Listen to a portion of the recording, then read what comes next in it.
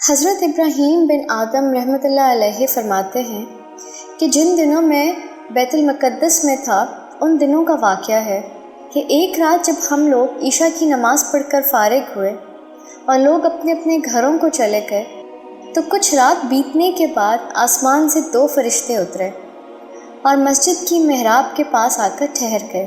ان میں سے ایک نے دوسرے سے کہا کہ مجھے یہاں سے کسی انسان کی خوشبو آ رہی ہے۔ دوسرے نے کہا کہ ہاں، یہ ابراہیم بن آدم رحمۃ اللہ علیہ ہیں۔ پہلے نے پوچھا، ابراہیم بن آدم بلخ کے رہنے والے ہیں؟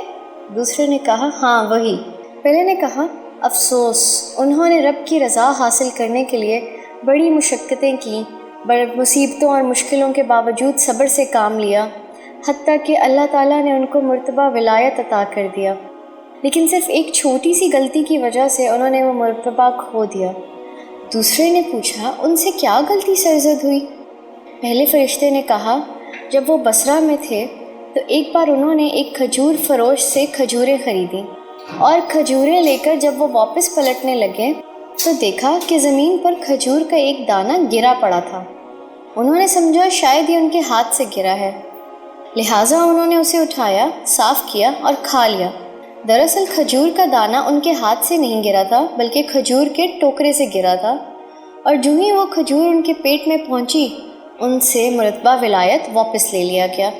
حضرت ابراہیم بن آدم رحمۃ اللہ علیہ نے مسجد کے دروازے کی اوٹ سے جب ان کی یہ باتیں سنی تو روتے ہوئے مسجد سے باہر نکلے اور اس پریشانی اور بے چینی کے عالم میں بیت المقدس سے بصرہ کی طرف روانہ ہو گئے۔ وہاں جا کر ایک کھجور فروش سے کھجوریں خریدیں اور پھر اس کھجور فروش کے پاس گئے جس سے پہلے کھجوریں خریدی تھیں، اسے کھجور واپس کی اور ساتھ ہی سارا واقعہ بیان کیا، اور آخر میں اس سے معافی بھی مانگی کہ غلطی سے تمہاری ایک کھجور کھا لی تھی، لہٰذا مجھے معاف کر دینا۔ اس کھجور فروش نے اسے کھلے دل سے معاف کر دیا اور پھر رو پڑا کہ حضرت کو ایک کھجور کی وجہ سے اتنی پریشانی کا سامنا کرنا پڑا۔ مختصر یہ کہ حضرت ابراہیم بن آدم رحمۃ اللہ علیہ بصرہ سے پھر بیت المقدس روانہ ہو گئے اور بیت المقدس پہنچ کر رات کے وقت اس مسجد میں جا کر بیٹھ گئے۔ جب رات کافی بیت گئی تو آپ نے دیکھا کہ 2 فرشتے آسمان سے اترے۔ ان میں سے ایک نے دوسرے سے کہا کہ مجھے یہاں سے انسان کی خوشبو آ رہی ہے۔